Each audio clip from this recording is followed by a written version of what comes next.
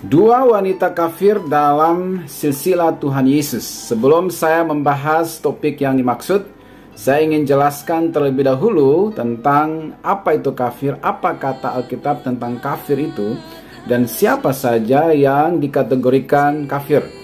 Ya, di dalam Bilangan pasal 23 ayat 9, di situ dikatakan, sebab dari puncak gunung-gunung batu aku melihat mereka, dari bukit-bukit aku memandang mereka, lihat suatu bangsa, maksudnya ini bangsa Israel, yang diam tersendiri dan tidak mau dihitung di antara bangsa-bangsa kafir. Jadi di sini mengindikasikan bahwa istilah yang dikenakan atau istilah kafir itu biasanya dikenakan untuk orang-orang di luar Yahudi. Orang-orang non-Yahudi yaitu dikategorikan kafir. Itu dalam perjanjian lama. Kemudian di dalam perjanjian baru, tepatnya dalam Galatia pasal 2 ayat 14. Ya, di situ dikatakan, ya ini kisah Paulus dan Petrus, ya.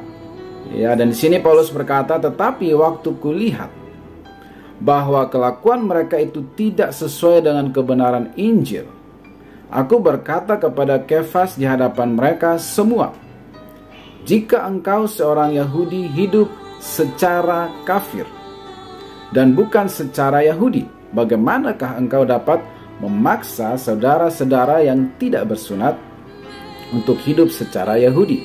Jadi jelas di sini bahwa yang dimaksudkan atau dikategorikan kafir pada masa itu adalah orang-orang non-Yahudi, orang-orang di luar Yahudi, ya. Nah, tapi saudaraku, uniknya dan luar biasanya bahwa di dalam silsilah Tuhan Yesus yang dicatat oleh Injil Matius pasal 1, ada dua wanita di sana yang bukan orang Yahudi atau berarti orang kafir.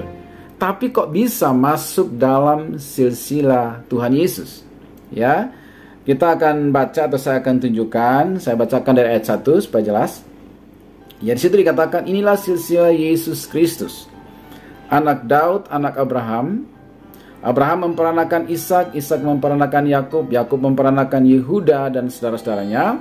Yehuda memperanakan Peres dan Zerah dari Tamar. Peres memperanakan Hezron, Hezron memperanakan Ram, Ram memperanakan Aminadab, Aminadab memperanakan Nahason, Nahason memperanakan Salmon.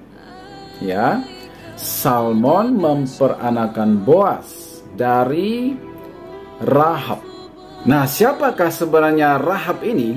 Rahab ini adalah seorang perempuan sundal, kata Alkitab, atau seorang pelacur yang berdomisili di Yeriko atau orang Yeriko. Ketika Israel akan menyerang Yeriko di bawah pimpinan Yosua, Yosua terlebih dahulu mengirim dua pengintai untuk mengintai Yeriko. Ketika masuk ke Yeriko, dua pengintai ini ketika ketahuan oleh penduduk setempat dan dicari oleh tentara setempat, maka dua pengintai ini diselamatkan oleh perempuan sundal ini, yaitu Rahab. Rahab menyembunyikan mereka berdua, kemudian bahkan meloloskan mereka, sehingga dua pengintai ini lolos dari tangkapan tentara Yeriko. Tetapi sebelum dua pengintai ini pergi, mereka ada mengikat perjanjian antara dua pengintai ini dengan Rahab, yaitu bahwa Rahab berkata, kalau kalian nanti menyerang kota kami dan merebut kota kami, ingat akan aku dan keluargaku, selamatkan aku.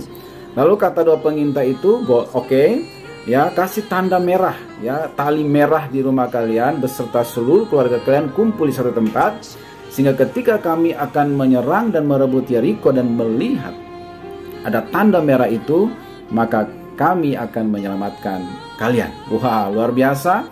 Dan terjadilah bahwa ketika Yeriko direbut, ya, dua pengintai ini mengingat janji mereka terhadap Rahab dan keluarganya, dan singkat cerita Rahab dan keluarganya diselamatkan.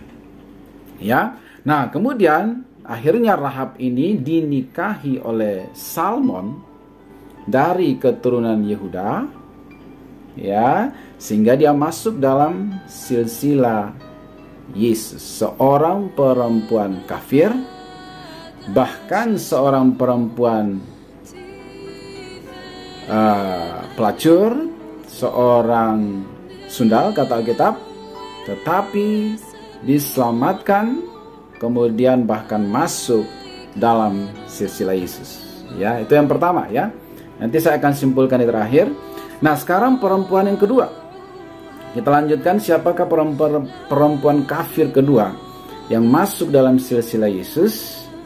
Ya, selanjutnya dikatakan bahwa tadi kan Salmon memperanakan Boas dari Rahab. Boas memperanakan Obed dari Rut.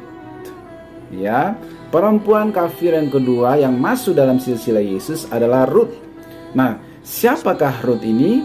Rut ini adalah seorang janda dari Moab, menantu Naomi, ya, yang dulu menjadi istri dari salah satu anak Naomi.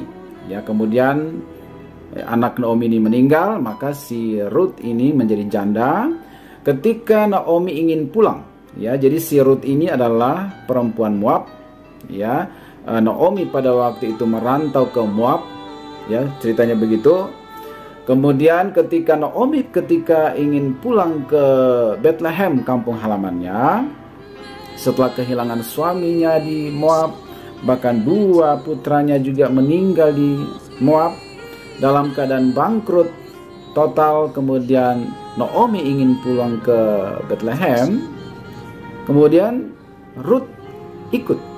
Ya, sebelumnya Naomi kasih mereka pilihan, mending kalian pulang aja ke rumah orang tua kalian. Saya sudah tua, kalaupun saya menikah lagi dan punya anak, masa kalian mau menunggu untuk menikah dengan mereka? Sebaiknya pulang sajalah. Nah, si Orpa, salah satunya lagi itu, menantunya itu, pulang mendengarkan perkataan Naomi dan pulang. Sedangkan Rut memutuskan untuk tetap mengikuti Naomi. Bahkan dia berkata, aku akan mengikuti engkau kemanapun engkau pergi. Di mana engkau tidur, di situ aku ada. Kemana engkau pergi, di situ aku juga. Allahmu menjadi Allahku, ya, kecuali maut yang memisahkan.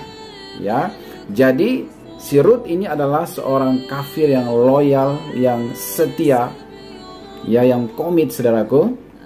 Sehingga pada akhirnya setelah ikut Naomi dan sampai ke Bethlehem, menikahlah dia dengan Boas, ya, yang tadi dilahirkan oleh Rahab, ya, sehingga ya ini anaknya dari perempuan kafir juga ketemu perempuan kafir, menikah, lalu kemudian masuk dalam silsilah Yesus. Karena apa? Selanjutnya itu Boas memperanakan Obed dari Rut, Obed memperanakan Isai, ya, ayahnya Daud. Isai memperanakan Raja Daud, dan seterusnya sampai kepada Yesus. Nah, apa yang dapat kita pelajari dari 2 perempuan kafir ini, saudaraku? Yang pertama, bahwa keselamatan itu hanya oleh kasih karunia melalui iman.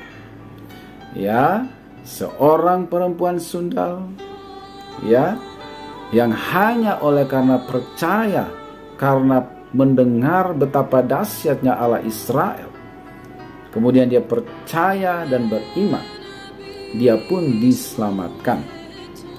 Begitu juga dengan Rut, perempuan kafir dari Moab. Ya, tidak ada lagi yang bisa diharapkan dari seorang Naomi, tetapi dengan iman dia melangkah mengikuti mertuanya.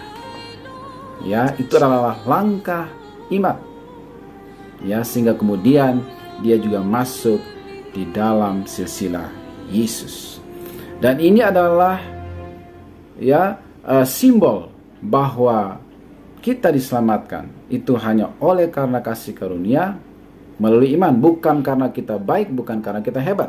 Karena 2 perempuan kafir ini sama sekali tidak pantas untuk masuk dalam silsilah Yesus. Sudah kafir, 1 sundal, 1 janda. Ya, janda dari orang di luar Yahudi.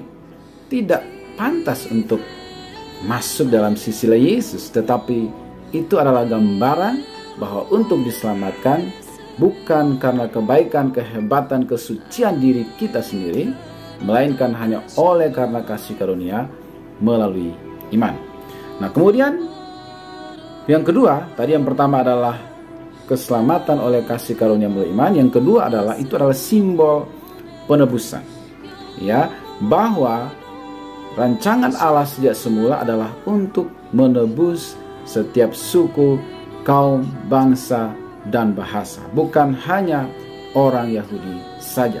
Ya, memang Tuhan mau pakai orang Yahudi, orang Israel, tetapi rancangan keselamatan itu sesungguhnya Dia ingin supaya sampai kepada bangsa-bangsa lain juga melalui orang Yahudi dan orang Israel, dan kemudian melalui Tuhan Yesus Kristus. Jadi ini adalah simbol penebusan bahwa keselamatan itu harus sampai kepada bangsa-bangsa, bangsa apapun, suku apapun, Yahudi, non-Yahudi, ya, kafir ataupun tidak, asal ya percaya dengan iman, maka mereka pun diselamatkan. Penebusan disediakan untuk segala bangsa, dan penebusan ini tersedia di dalam Yesus Kristus, supaya barang siapa yang percaya kepada Yesus tidak binasa, melainkan beroleh hidup yang kekal. Apapun masa lalu, latar belakang,